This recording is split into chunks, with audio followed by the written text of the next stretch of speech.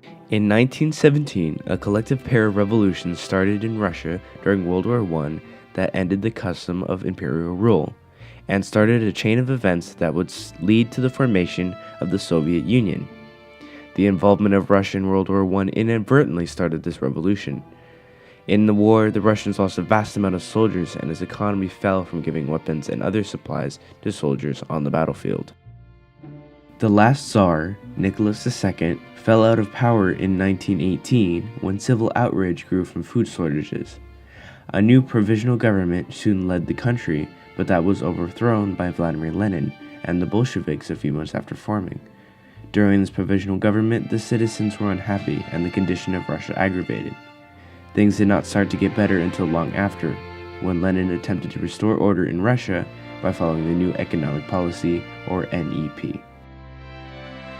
In August 1914, World War I had begun. Nicholas II, the Tsar in power at that time, was very optimistic and was said to have daydreamed about leading his magnificent army to victory and glory. Though battles in the Mauritian Lakes and Tannenberg, the earliest battles against the Germans, had left the Russians weak.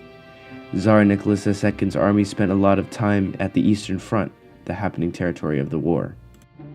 One side was Russia, the other side had the Austria-Hungary Empire, the Ottoman Empire, and Germany, the main enemies. Tsar Nicholas II worked with Grand Duke Nicholas, the general of the Russian army in the first year of war. But by 1915, the Russian army had many casualties, and after a battle in Galicia and in Poland, Russia was forced to retreat. During the time of retreat, Grand Duke Nicholas was thrown from his position, and Nicholas II took over at his position as head general. Unfortunately, the army under the rule of Nicholas II didn't see many victories. However, in 1916, another general oversaw a successful operation against Austria-Hungary. Soon, Romania joined the war and supported Russia, while a revolution began in Russia. In the first part of the revolution, the February Revolution, Nicholas II was forced to resign and a new government came into power, the Russian provincial government. This new government was led by George Lvov, who was soon replaced by Alexander Kerensky. While Kerensky ruled, he made a terrible mistake of continuing to fight in the war, which was the reason why the civilians and the soldiers no longer supported him. Soon, a pro-Soviet rally took place in Petrograd, the start of the October Revolution. An unauthorized action against this rebellion soon led to the downfall of the provincial government. Essentially, the Russian Revolution consisted of two parts where new governments rose to power. Russia still took part in the war, but it was controlled by Lenin and the Bolsheviks, and was only for a short amount of time. The Bolshevik government signed a truce with Germany in order for them to stop fighting. By March 3, 1918, Russia and Germany had signed the Treaty of Brest-Litovsk, which ended Russia's participation in the war and caused the loss of some significant territory. Russia had lost 80% of their gold mines and half their industries due to this treaty. The leaving of Russia inadvertently ended World War I, but ending the war on the Eastern Front. Because of this, Germany was able to free their troops, though it didn't make much of a difference on the aftermath of the war. The February Revolution was the first phase of the Russian Revolution. The first revolt against the Tsar and his police actually took place on March 8, 1917 on the Gregorian calendar, which is the calendar we use. Russia at the time had followed the Julian calendar, so it was February for them. The riot took place in the city of Petrograd, where women textile workers led a citywide strike. This riot consisted of about 200,000 workers, all fighting for the end of autocracy and Russia's involvement in World War I. 2 days later, word had spread to an exponential amount, and many more had joined. To quell the uprising, the Petrograd army was ordered to open fire. Many protesters were shot and killed, but these protesters were adamant, and soon the troops started pulling back. In fact, most had been protesting themselves too because some women persuaded them.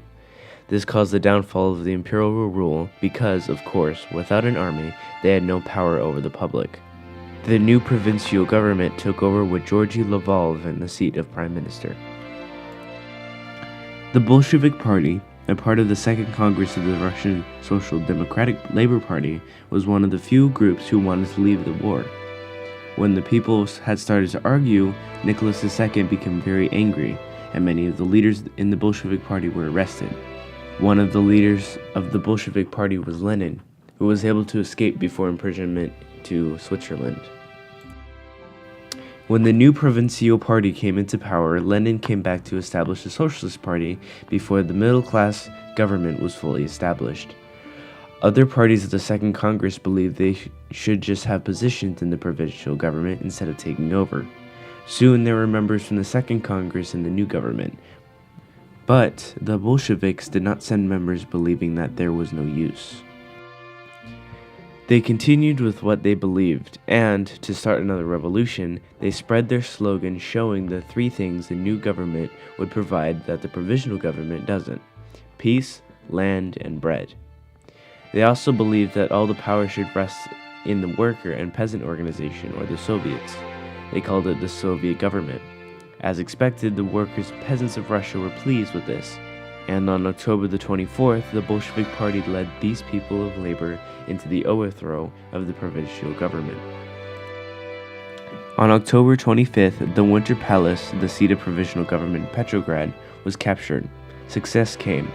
The rule of the provisional government had ended. Local Soviets were given power and they made the Congress of Soviets. They, of course, elected members of Bolshevik parties into the Congress. This established the Russian Socialist Federative Soviet Republic, the first self-proclaimed socialist state. 10 Days That Shook the World is a popular book by John Reed. He was a journalist and socialist assigned to write about the Russian Revolution, but instead he wrote a book explaining the extreme details of the October Revolution and the Bolshevik leaders, whom Reed was closely following. At the time of its publication, it did not receive as much credit as it does now. It had received both positive and negative views, but now it is seen as the seventh best piece of journalism.